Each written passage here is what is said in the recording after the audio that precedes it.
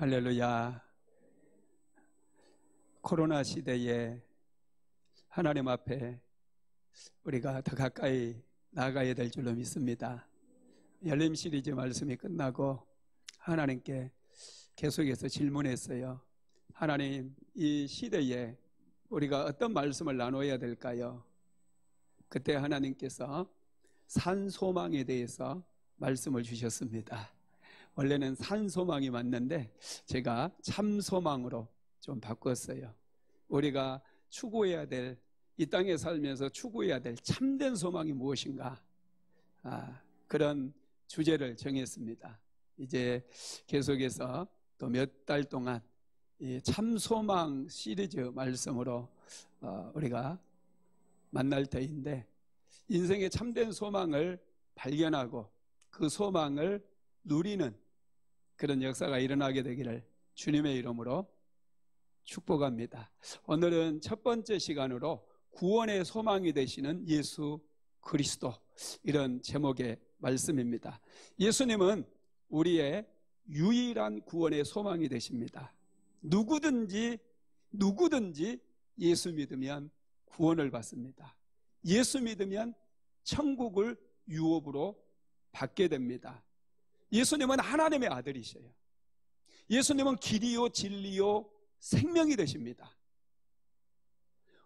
예수님은 하늘과 땅과 모든 만물을 다스리는 권세를 가지고 계셔요. 이 모든 세상 만물은 예수님께서 만드셨고 예수님을 위해서 창조되어졌습니다. 예수님의 이름은 능력의 이름이에요. 예수님의 이름은 권능의 이름입니다. 예수의 이름으로 귀신이 떠나가고 예수의 이름으로 병든 자들이 고침을 받습니다. 예수의 이름을 부르게 되고 예수의 이름을 높이게 되어지면 우리의 삶이 높아지게 되고 우리의 신분이 달라지게 되는 그런 역사가 일어나게 됩니다. 우리가 복음을 말씀하죠. 복음을 받았다라고 하는 것은 예수님을 받았다는 것을 의미합니다. 예수님을 받았다는 것은 예수님 안에 있는 모든 것을 받았다는 것을 의미해요. 특별히 복음에는 능력이 있는데 예수님 안에 능력이 있어요. 예수님을 믿게 되면 예수님 안에 있는 모든 능력을 우리가 소유하게 됩니다. 할렐루야. 예수님의 이름을 소유하게 되면 예수님 이름 안에 있는 모든 능력을 우리가 소유하게 되는 거예요. 사도행전 3장에 보면 성전 미문에 앉아서 구걸을 하는 한 안진뱅이가 있어요. 이 안진뱅이는 태어날 때부터 안진뱅이였어요. 베드로와 요한이 제9시 기도 시간에 기도하러 가는데 이 안진뱅이가 베드로와 요한을 향해서 손을 내밉니다. 그때 베드로가 안진뱅이를 향해서 은과 금은 내게 없거니와 내게 있는 것으로 명하노니 곧 나사렛 예수 그리스도 이름으로 일어나 걸으라 말씀했어요. 내게 있는 것을 내게 주겠다고 그랬어요. 여러분들에게 무엇이 있습니까? 하나님께서는 예수를 믿는 저와 여러분에게 예수의 이름을 주신 줄 믿으시기 바랍니다. 예수의 이름은 능력의 이름이고 권능의 이름이에요. 베드로는 은과 금은 없었어요. 그가 소유한 것은 예수님의 이름이었어요. 진정한 부자였습니다. 안진뱅이에게 정말로 필요했던 것은 물질이 아니었어요. 그는 일어나 걷는 거였어요. 베드로에게 예수 그리스도 이름이 주어졌을 때 그는 담대하게 예수의 이름으로 안진뱅이를 일으키는 그런 기적을 일으킨 줄 믿으시기 바랍니다. 오늘날 많은 사람들이 교회를 나오지만은 능력을 경험하지 못했어요. 예수를 믿지만은 예수님 안에 있는 능력을 경험하지 못하고 누리지 못한 채로 살아가고 있다는 거예요. 여러분, 복음을 믿는 것과 복음의 능력을 경험하는 것은 완전히 다른 얘기입니다. 얼마든지 복음을 믿을 수 있어요. 예수를 믿을 수 있어요. 교회 다닐 수 있어요. 20년, 30년 교회를 다녀도 복음의 능력, 예수 그리스도의 능력을 누리지 못하며 살아갈 수도 있다는 거예요. 우리는 복음을 받았지만 여전히 능력을 누리지 못하므로 다시 복음을 들어야 돼요. 다시 복음을 받아야 된다는 거예요. 복음은 좋은 거예요. 그런데 경험하지 못하면 복음이 주는 혜택과 복음이 주는 은혜들을 전혀 누릴 수가 없습니다. 아무리 몸에 좋은 음식도, 아무리 맛있게 요리해 놓은 음식도 먹지 않으면 나에게 유익이 없어요. 그 음식을 먹어야 돼요. 그래야지 음식이 내 몸에 들어와서 소화가 되어지면서 살이 되고 피가 되는 거예요. 아무리 좋은 약이 만들어져 있어도 약을 먹지 않으면 몸이 고침을 받지 못해요. 먹어야 돼요. 이것처럼 복음도 우리가 받아야 돼요. 복음을 경험해야 돼요. 복음이 주는 혜택을 우리가 누려야 된다는 거예요. 그래야지 이 복음을 통해서 우리의 영혼이 구원받을 뿐만 아니라 복음을 통해서 하나님께서 주시는 참된 은혜와 축복을 우리가 누릴 수가 있다는 걸 믿으시기 바랍니다. 사도 바울은 이미 복음을 받았던 고린도 교회 성도들에게 다시 너희에게 복음을 전한다고 그랬어요. 고린도 교인들이 열심히 교회를 다녔어요. 예수를 믿었어요. 사도 바울을 통해서 복음을 듣고 그들은 신실하게 신앙생활을 했어요. 그렇지만은 여전히 그들은 복음을 받았으되 복음을 경험하지를 못한 거예요. 그래서 바울은 예수 믿고 있는 고린도 교인들을 위해서 고린도전서 15장을 기록을 하면서 너희들이 복음을 받을 뿐만 아니라 이 복음을 경험하면서 살기를 원한다고 말씀을 했습니다. 고린도전서 15장 1절부터 4절 말씀 한번 같이 읽어봅시다. 형제들아, 내가 너희에게 전한 복음을 너희에게 알게 하노니 이는 너희가 받은 것이요 또 그 가운데 선 것이라. 너희가 만일 내가 전한 그 말을 굳게 지키고 헛되이 믿지 아니하였으면 그로 말미암아 구원을 받으리라. 내가 받은 것을 먼저 너희에게 전하였노니 이는 성경대로 그리스도께서 우리 죄를 위하여 죽으시고 장사 지낸 바 되셨다가 성경대로 사흘 만에 다시 살아나사. 아멘.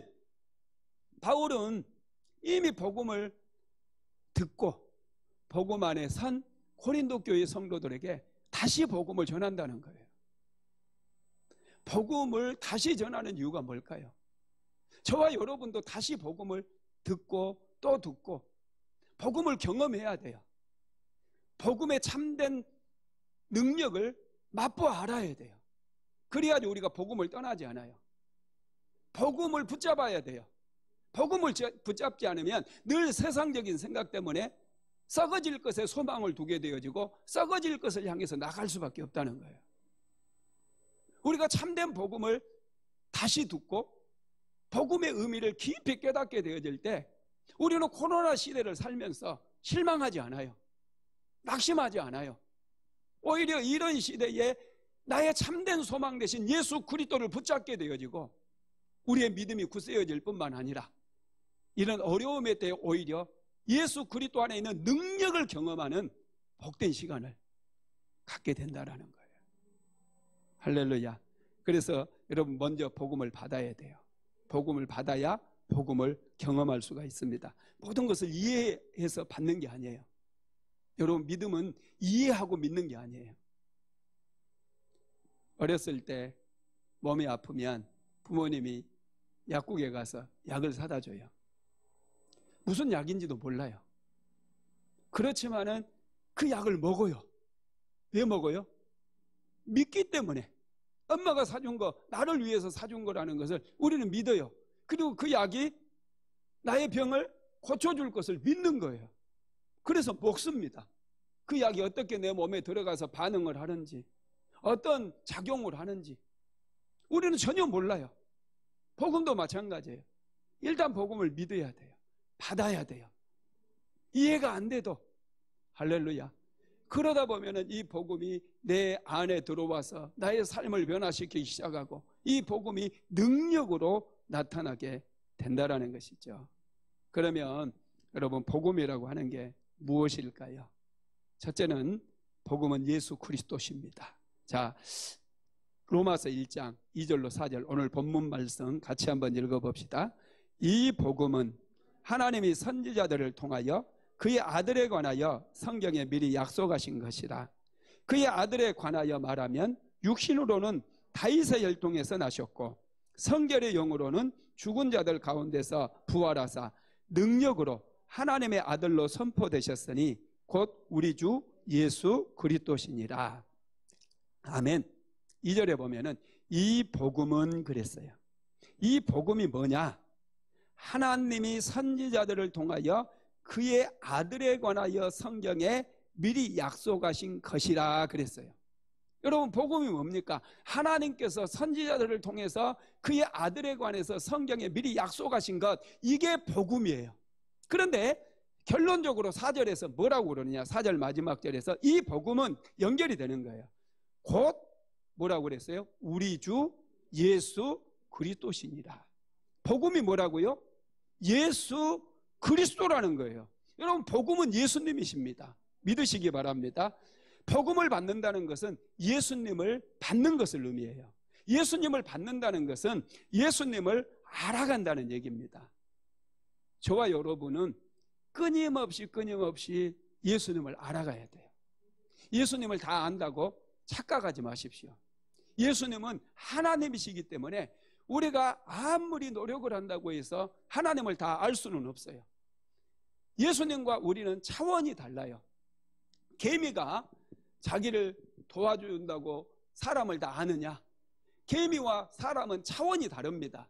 그래서 개미는 절대로 사람에 대해서 다 알 수가 없어요. 이것처럼 우리는 피조물이고 하나님은 창조주 하나님이셔요. 우리가 아무리 하나님을 알려고 해도 하나님을 다 알 수가 없습니다. 하나님께서 계시해 주는 것만큼만 알 수가 있어요. 하나님께서 우리를 위해서 자기 자신을 계시해 주신 게 성경책인 거예요. 그래서 우리는 성경을 배워야 되고 성경을 끊임없이 묵상해야 돼요. 그러면 우리는 예수님에 대해서 더 많이 알게 됩니다. 특별히 여러분, 우리가 성경을 많이 보면서 예수님을 알아야 되는데, 정말 우리가 생각하고 또 생각해야 될 것이 예수를 알아야 돼요. 예수님을 알아야 예수님을 경험할 수 있어요.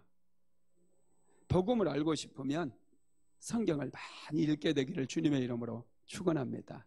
한경정 목사님 은퇴하시고 남한산성에 가서 사셨는데, 그때 목사님들이 한경정 목사님에게 찾아가서 목회 어떻게 해야 되는지 한 말씀 달라고 그렇게 이제 하셨어요. 많은 목사님들이 찾아가셨습니다. 그때 오시는 목사님들에게 한경정 목사님이 하셨던 말씀이 뭐냐 하면, 목사님들 예수 잘 믿으세요, 이 한마디 하셨어요. 목사님들이 예수님을 믿는 분들일 뿐만 아니라 늘 복음을 전하고 예수님을 전하는 사람들이잖아요. 그런데 그 목사님들에게 정말로 필요한 게 예수님이라는 것을 한경정 목사님이 알았던 거예요. 그 원로 목사님이 자기가 평생 예수님을 위해 살고 예수님을 전하고 교회를 세우다 보니까 본인이 깨달은 게 예수를 알아야 되겠다. 그걸 깨달아서 그 사랑하는 후배들이 와서 어떻게 목회를 해야 되나요? 그때 목사님들 예수 잘 믿으세요, 이렇게 얘기했다는 거예요. 여러분, 그렇습니다. 예수님께서 이 땅에 오실 때 복음이 시작됐어요. 구약의 선지자들은 예수님께서 이 땅에 오실 것을 예언했습니다. 특별히 예수님께서 세상의 빛으로 오실 것을 말씀했어요. 그러나 예수님께서 세상에 빛으로 오셨는데 이 세상이 너무 어두워가지고 세상은 예수님을 알지를 못했어요.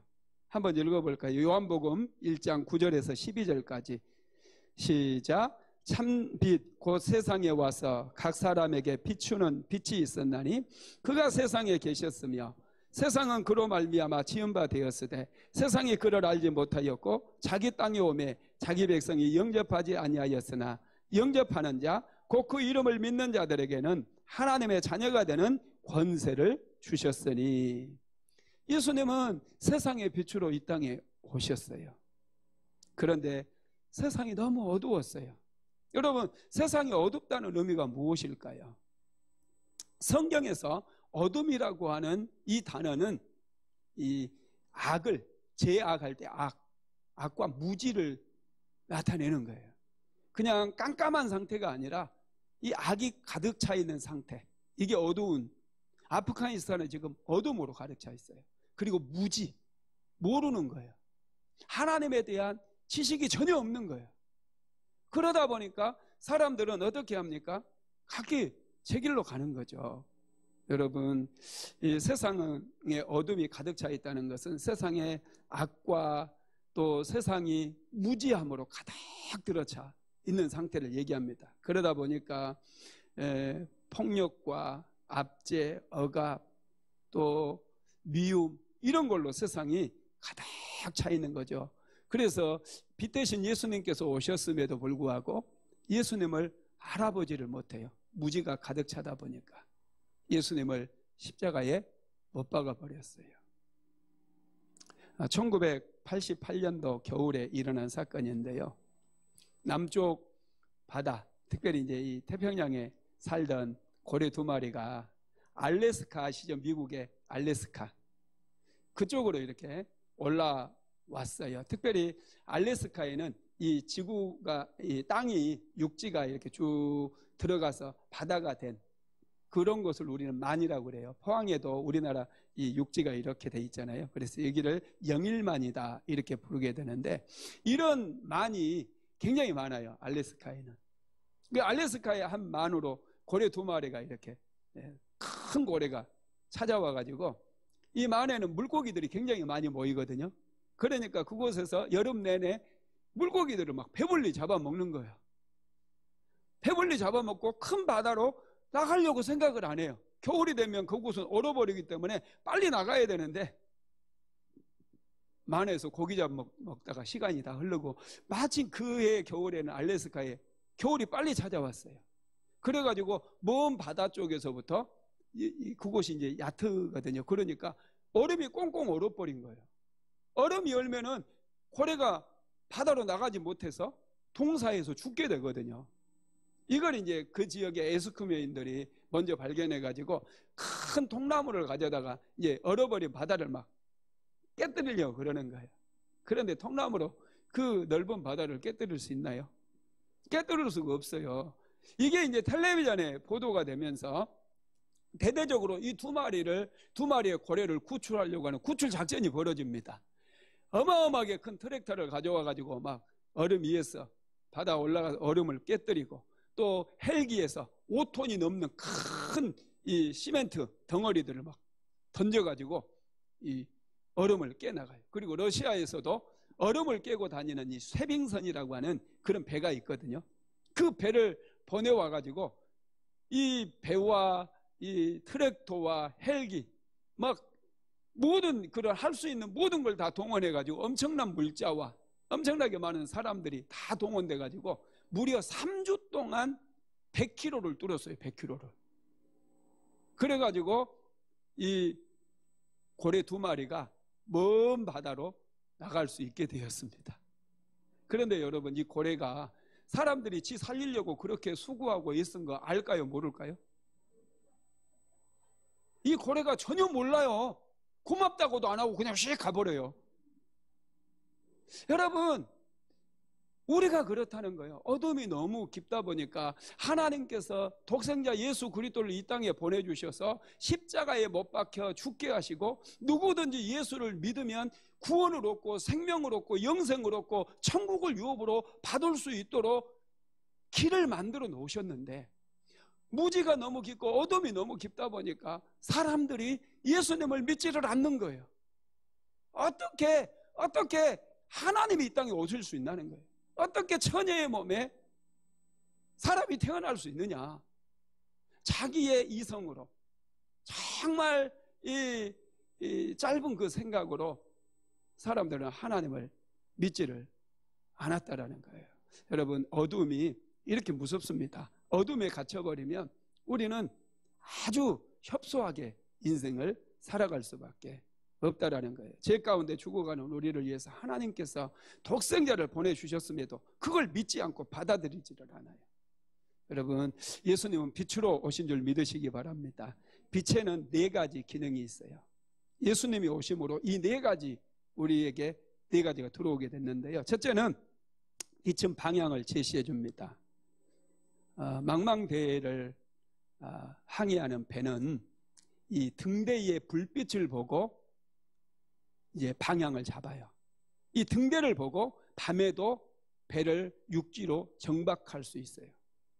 빛이 없다면 그들은 망망대해에서 어디로 갈지 모르고 그들은 방황할 수밖에 없습니다.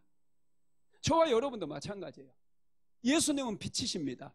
예수님이 우리의 마음속에 들어오게 되어지면 우리의 삶의 방향이 분명하고 선명해져요.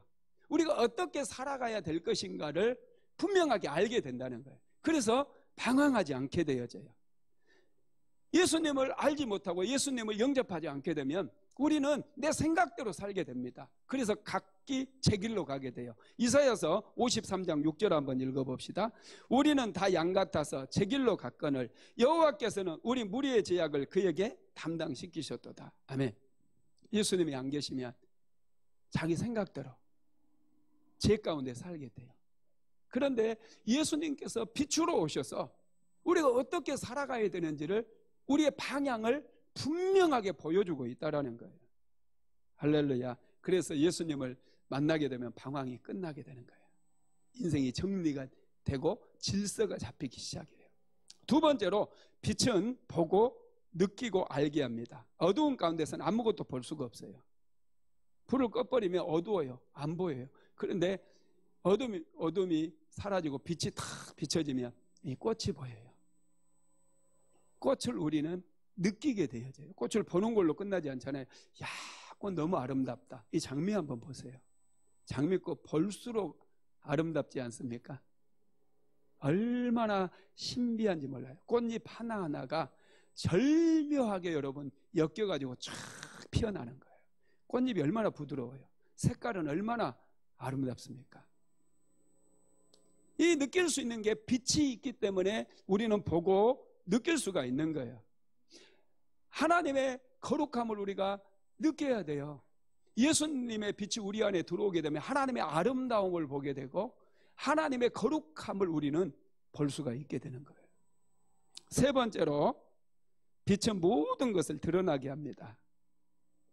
빛이 일단 비춰지면요 어둠이 물러가 버려요. 어둠이 싹 사라져요. 우리가 어두운 가운데 있게 되면 어두운 가운데 있게 된다는 얘기는 뭐냐면 악에 붙들려 있는 거예요. 여전히 미움과 질투와 시기 속에 탐욕 속에 죄 속에 그렇게 살아가는 것이 어두운 가운데 있는 거예요. 그런데 예수님께서 우리 안에 들어오시면은 그게 다 사라져요. 어둠이 사라지는 거예요. 놀라워요. 그리고 이 아름다움을 우리가 느끼게 되고 그래서 거룩함을 우리가 추구하는 그런 삶을 살아가죠. 네 번째로 빛은 정결하게 합니다. 여러분 빛은 소독작용을 해요. 제 마음아 괜찮아 책에도 제가 써놓은 글이 있는데 햇빛이 있는 곳에 아름다운 열매 맺는 나무들이 자라요. 어두운 곳에서는 열매 맺는 나무들이 자라지를 못해요. 어두운 곳에서는 곰팡이라든지 세균이라든지 병균들이 잘 자랍니다. 그러나 밝은 곳에 나오면 그 병균들이 다 죽어버려요. 곰팡이가 햇볕을 보면 죽어버려요. 그런데 열매 맺는 충실한 나무들은 이 햇살을 받아서 광합선 작용을 해서 맛있는 사과도 만들고 포도도 만들고 배도 만들고 복숭아도 만들고 아름다운 열매를 맺게 만든다는 거예요. 저와 여러분도 마찬가지예요. 빛 가운데로 나아가야 돼요. 빛 대신 예수 그리스도를 인생의 구주로 영접하게 되면 우리 안에 있는 온갖 잡다한 그런 아주 부정적인 생각들, 우리 인생을 병들게 만드는 시기심, 욕심, 탐심, 미움, 이 모든 슬픔 이런 것들이 다 사라지게 되어져요. 그리고 빛 대신 예수 그리스도께서 우리 안에 들어오게 되니까 우리의 삶에 열매가 맺히기 시작하고 충실한 열매, 아름다운 열매들이 많이 맺히게 된다는 것을 믿으시기를 바랍니다. 여러분, 예수님을 우리는 다 이해할 수 없어요. 예수님은 우리와 차원이 다르기 때문에. 그렇지만은 우리가 예수님을 믿을 때 빛 대신 예수님께서 우리 안에 들어오심으로 인해서 우리의 삶이 변화되고 풍성한 열매를 맺게 되는 그런 역사가 일어나게 됨을 믿으시기 바랍니다. 두 번째로 복음이 무엇인가? 두 번째, 예수님은 여자의 후손으로 오신 것, 이게 복음입니다. 복음을 이해하기 위해서는 예수님께서 여자의 후손으로 사람의 몸을 입고 오셨다는 사실을 이해해야 돼요. 예수님은 성령으로 잉태되셔서 여자의 몸을 통해서 이 땅에 태어나셨어요. 그러면 왜 예수님께서 이 땅에 오실 때 여자의 후손으로 오셔야 했을까요? 첫째는 여자의 후손이 마귀의 일을 멸할 수 있기 때문에 그렇습니다. 아담과 하와가 마귀의 유혹을 받아서 죄를 범했을 때 하나님께서 마귀를 저주하시죠. 그러면서 구원의 복음을 우리에게 말씀해 주시는데, 여러분, 이 여자의 후손은 사탄의 머리를 칠 것이라고 그랬고, 사탄은 여자의 후손의 발꿈치를 상하게 한다고 그랬어요. 창세기 3장 15절 말씀 같이 읽어봅시다. 내가 너로 여자와 원수가 되게 하고 내 후손도 여자의 후손과 원수가 되게 하려니 여자의 후손은 내 머리를 상하게 할 것이요 너는 그의 발꿈치를 상하게 할 것이니라 하시고, 예수님께서 장차 여자의 후손으로 오셔서 마귀의 머리를 상하게 하신다는 거예요. 그리고 마귀는 여자의 후손의 발꿈치를 상하게 한다는 거예요. 이게 여러분 이루어졌어요. 예수님께서 이 땅에 오셨어요. 마귀는 예수님의 발꿈치를 물었어요. 그게 뭡니까? 예수님을 십자가에 못 박아 죽게 만들었어요. 여러분, 뱀은 독이 있잖아요. 발꿈치를 물면 온몸에 퍼져서 죽는 거예요. 마귀는 예수님을 십자가에 못 박아 죽게 만들었어요. 그런데 그것으로 끝난 게 아니에요. 사흘 만에 예수님께서는 부활하셨어요. 사망 권세를 깨뜨리고 사흘 만에 부활하셨어요. 이게 마귀의 머리를 짓밟아 버린 거예요. 머리통을 깨뜨려 버리고 마침내 사망 권세를 부셔뜨리고 부활하셔서 승리의 주가 되시고 우리에게 산 소망이 되신 줄 믿으시기를 주님의 이름으로 축원합니다. 뿐만 아니라 예수님께서는 여자의 후손으로 오셔서 마귀의 일을 멸하기 시작했어요. 한번 읽어봅시다. 요한일서 3장 8절입니다.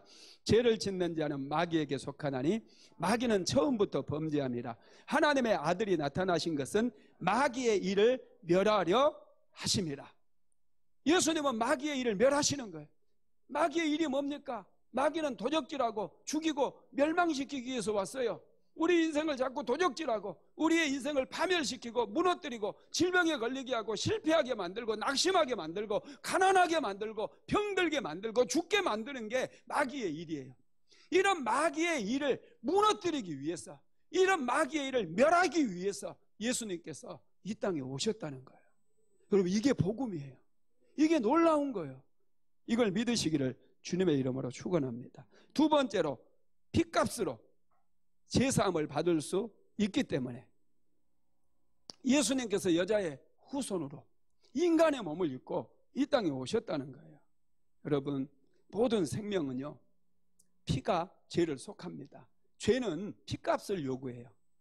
그래서 하나님께서 구약 시대에는 어린 양을 잡아서 대신 그 죄 지은 사람을 대신해서 하나님께 번제로 태워드리면은 그 피를 흘리게 되면은 속죄받는, 죄 용서받는 길을 열어주셨어요. 그런데 그것은 너무나 한정적이고 이례적인 거예요. 죄를 지을 때마다 어린 양을 또 잡아야 돼. 애매한 생명만 죽는 거예요. 그래서 하나님께서는 이제 단번에 모든 인류의 죄를 다 용서해 주시기 위한 그런 계획을 세우시고 하나님의 아들이신 독생자 예수 그리스도를 이제 인간의 몸을 입고 태어나게 만드셨다는 거예요. 이게 복음이에요. 여러분, 짐승의 피도 사람들의 죄를 속하는 능력이 있어요. 하물며 하나님께서 흘리신 그 피는 얼마나 강력한 능력이 있겠습니까? 모든 인류의 죄를 단번에 속죄하고 남을 수 있는 그런 능력이 있음을 믿게 되기를 주님의 이름으로 축원합니다. 여러분, 피는 죄를 속하는 능력이 있어요. 한번 읽어봅시다. 레위기서 17장 11절. 육체의 생명은 피에 있습니다. 내가 이 피를 너희에게 주어 제단에 뿌려 너희의 생명을 위하여 속죄하게 하였나니 생명이 피에 있으므로 피가 죄를 속하느니라. 생명이 피에 있는 거예요. 여러분들의 생명이 어디에 있다고요? 피 속에 있어요. 그런데 여러분, 이 피가 죄를 속하는 그런 능력이 있어요. 만약에 여러분, 저와 여러분이 죄를 지으면 여러분 이 죄를 속함을 받아야 하나님의 나라에 갈 수 있어요. 하나님의 자녀가 될 수 있어요. 만약에 이 죄를 속하지 않으면 우리는 죄의 종으로 살아갈 수밖에 없어요. 죄의 종이 된다는 것은 마귀의 종으로 산다는 거예요. 마귀는 우리를 죄짓게 만들어가지고 완전히 우리의 인생을 도적질하고 짓밟아 버리기를 원해요. 완전히 파멸시키고 영원히 꺼지지 않는 지옥불로 끌고 가기를 원한다는 거예요. 마귀는 끈질깁니다. 끈질기게 우리를 유혹해서 우리의 인생을 무너뜨리고 짓밟아 버리기를 원해요. 그래서 하나님께서는 여러분 예수님을 보내주셔서 누구든지 예수님을 믿기만 하면 예수님께서 십자가에서 흘리신 그 보혈의 공로로 이제 우리를 하나님의 자녀로 삼아주시는 거예요. 죄 용서해 주시고 죄 사함의 복을 주셔서 우리로 하여금 하나님의 자녀가 되는 그런 권세를 주시고 그런 축복을 주셨다라는 것을 믿으시기를 바랍니다. 여러분, 그래서 어린 양의 피는요 우리를 구원하고 어린 양의 피는 우리의 재앙을 막아주고 우리를 대속해주는 그런 피예요. 예수 믿는 거 여러분 엄청난 은혜고 축복입니다. 예수님만이 우리의 유일한 소망이 되시는 그런 분이세요. 율법은 좋은 것이지만은 율법에는 용서가 없어요. 자꾸 율법은 정죄하려고 합니다. 그런데 복음이 좋은 것은 용서예요. 우리가 예수님을 믿으면 어떠한 죄를 범했다 할지라도 그는 미쁘시고 의로우사 우리를 모든 죄 가운데서 건져주시고 우리로 죄 없다고 만들어 주시는 거예요. 의인이 되게 만들어 주시는 거예요. 신분의 변화가 일어나게 만들어 주시는 거예요. 죄의 종에서 하나님의 자녀가 되고 하나님의 상속자가 되어지는 그런 신분의 변화를 우리에게 허락해 주신다는 거예요. 세 번째로 우리의 연약함을 경험하기 위해서 여자의 후손으로 오십니다. 예수님을 중보자라고 그래요. 중보자는 하나님과 사람 사이를 연결해주는 바로 그분을 얘기합니다. 중보자가 되기 위해서는 하나님을 먼저 잘 알아야 돼요. 그리고 사람을 알아야 돼요. 예수님은 완전하신 하나님이십니다. 그래서 사람을 알기 위해서 사람을 구원하기 위해서는 사람을 알아야 돼요. 그래서 인간의 몸을 입고 사람의 육신을 입으시고 이 땅에 오셨어요. 사람의 연약함을 예수님은 누구보다도 깊이 체험하셨어요. 예수님은 인간의 몸을 입고 오셔서 채찍질 당하시고 조롱당하시고 무시당하시고 수치를 당하셨어요. 우리가 당해야 될 모든 고난과 모든 수치, 모든 저주를 예수님께서 다 받으셨어요. 사람에 대해서, 인간에 대해서 그 연약함을 예수님은 누구보다도 잘 아시는 분이에요. 그래서 예수님은 죄인들을 위해서 하나님께 중보하시는 중보자가 되셔서 우리를 변호하시는 그런 일을 하실 수 있는 거예요. 복음이 무엇인가? 세 번째로 예수님은 구원자로 오셨어요. 누가복음 19장 10절 한번 읽어봅시다. 인자가 온 것은 잃어버린 자를 찾아 구원하려 함이라. 아멘. 예수님께서 이 땅에 오신 목적, 여러분 이것은 죄인들을 구원하기 위함이에요. 예수님의 관심은 죄인들에게 있습니다. 이게 복음이에요. 이게 굿뉴스예요. 하나님의 아들이 이 땅에 오셔서 죄인들을 불쌍히 여기셔서 제사함 받는 길을 열어주실 뿐만 아니라 그들을 찾아가셔서 만나주시고 그들을 변화시켜 주시는 것, 오늘날에도 예수님은 우리를 찾아오시는 분이에요.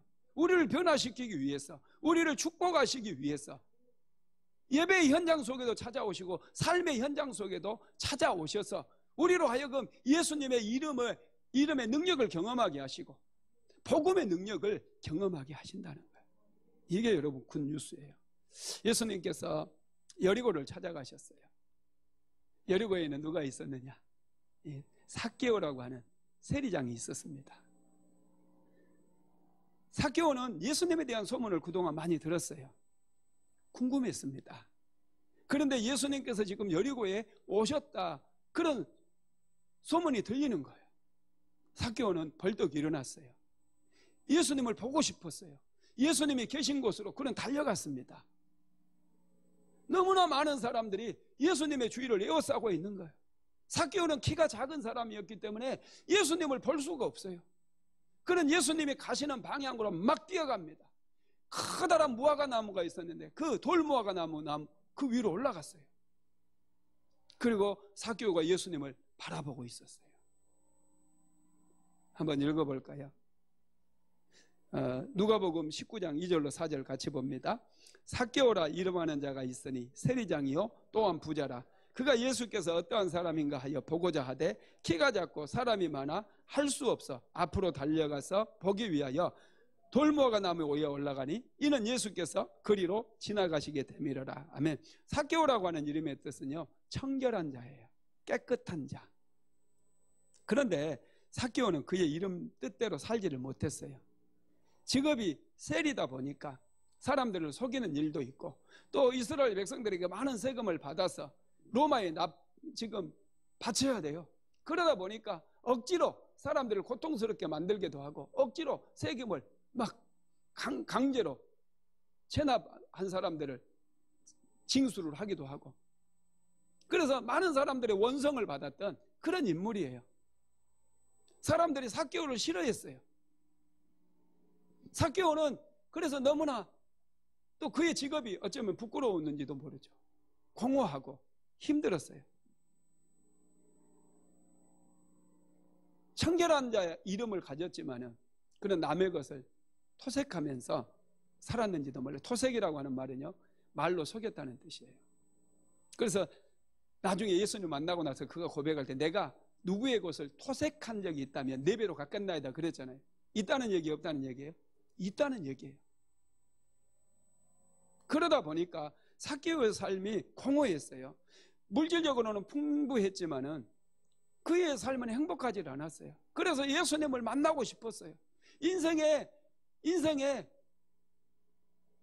참된 은혜가 무엇이고 축복이 무엇인지를 묻고 싶었던 거예요.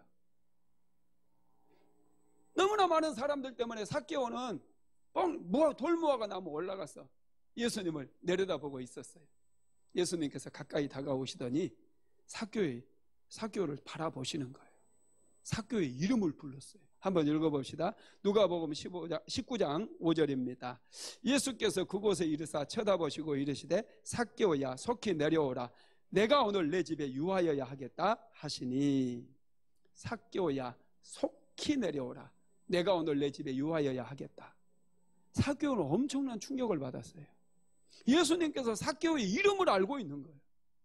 그것뿐만 아니에요. 삭개오는 아무도 자기 집을 찾아준 사람이 없어요. 남의 것을 토색해서 또 억지로 뺏기도 했잖아요.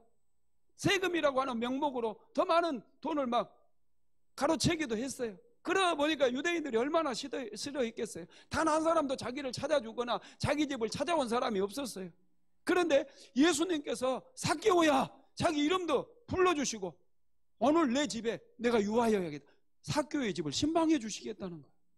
엄청난 감동을 받게 됩니다. 그래서 삭개오는 속히 내려왔어요. 누가복음 19장 6절 한번 읽어봅시다. 급히 내려와 즐거워하며 영접하거늘. 삭개오는 너무 행복했어요. 예수님을 영접했어요. 그때 변화가 일어납니다. 예수님을 경험하게 됩니다. 삭개오는 인생의 전환점을 맞이했어요. 그래서 이렇게 고백하죠. 누가복음 19장 8절입니다.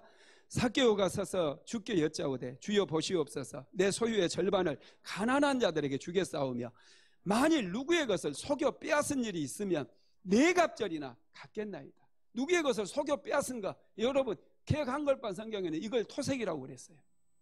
누구의 것을 속여 빼앗은 일이 있으면 4배를 갚겠다는 거예요. 삭개오의 삶에 놀라운 변화가 일어나게 된 거예요. 그때 예수님께서 이런 변화된 삭개오를 보시고 삭개오에게 뭐라고 그럽니까? 누가복음 19장 9절 읽어봅니다. 예수께서 이르시되 오늘 구원이 이 집에 이르렀으니 이 사람도 아브라함의 자손이미로다. 아멘.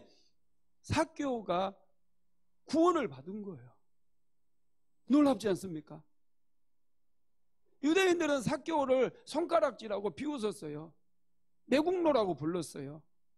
그런데 그가 예수님을 만나고 예수님의 그 복음의 은혜, 예수님을 만나는 그 은혜를 경험하자 그가 변화가 일어났어요. 가난한 자들에게 자신의 재산, 그렇게 돈밖에 몰랐고 돈을 모으기 위해서 인생을 살았던, 돈이 목표였던 삭개오가 자기의 재산의 절반을 가난한 자를 위해서 주겠다는 거예요. 남의 것을 토색한 것은 이제 4배로 갚아주고 돌려주겠다는 거예요. 놀라운 변화가 일어났어요. 그때 예수님께서는 삭개오에게 오늘 내 집에 구원이 이르렀다고 말씀해 주셨습니다. 여러분, 삭개오에게요 제사함의 축복이 임했고요, 또 하나가 뭐죠? 신분의 변화가 일어났어요. 우리가 복음을 받게 되면 제사함 받을 뿐만 아니라 우리 신분이 달라지게 돼요. 할렐루야. 말씀을 마무리합니다. 예수님과의 만남이 최고의 축복이고 기쁨입니다. 예수님 안에 생명이 있고 예수님 안에 구원이 있어요. 예수님은 우리의 유일한 산 소망이 되십니다. 삭개오는 예수님을 만남으로 인해서 인생의 기쁨이 회복되었어요. 삶의 의미를 발견하게 되었어요. 그에는 열정이 생깁니다. 이제는 그의 목표가 달라졌어요. 그의 살아가는 방향이 달라졌어요. 이전에는 물질이었어요. 이전에는 돈이었어요. 그런데 이제 예수님을 만나고 나서 그의 인생의 방향이 예수 그리스도에게 맞춰졌어요. 자기 재산의 절반을 가난한 자들을 위해서 다 기부를 해버렸어요. 남에게 토색한 거 4배로 갚아주었어요. 얼마나 놀라운 역사가 일어나게 된 것입니까? 여러분, 복음은요, 복음은 이렇게 엄청난 능력이 있어요. 한 사람의 인생을 송두리째 바꿔버리는 거예요. 삶의 목표를 바꿔버려요. 방향을 바꿔버리는 거예요. 그래서 복음은 여러분 좋은 소식입니다. 우리는 이 복음을 받게 되어질 때 하나님의 보배로운 자녀들이 되게 되고 영원한 하나님의 나라를 유업으로 받게 되는 거예요. 지금 우리는 코로나 시대를 살고 있습니다. 답답해요. 마스크를 입에 다 그냥 날마다 쓰고 다녀야 돼요. 사람과 이야기 못하게 돼 있어요.